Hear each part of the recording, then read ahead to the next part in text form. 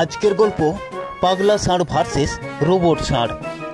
গ্রামের এক বুড়ো বিজ্ঞানী বলল, আমি একখানা রোবট ষাঁড় বানাবো।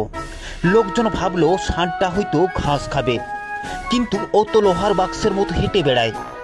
পাগলা ষাঁড় দেখেই তো, আরে এ তো একদম আমার মতো দেখতে। সে ভাবলো নিশ্চয়ই এ আমার প্রেমিকা গরুকে ফোলাতে এসেছে।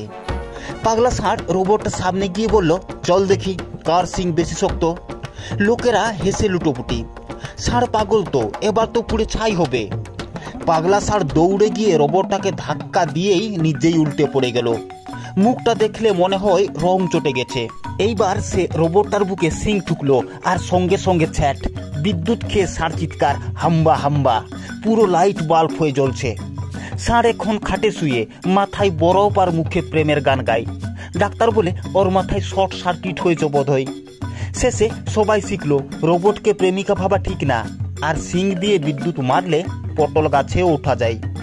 বিজ্ঞানীর ঘরের সামনে এখন লেখা আছে, রোবট ষাঁড়কে সিং মারা মানা।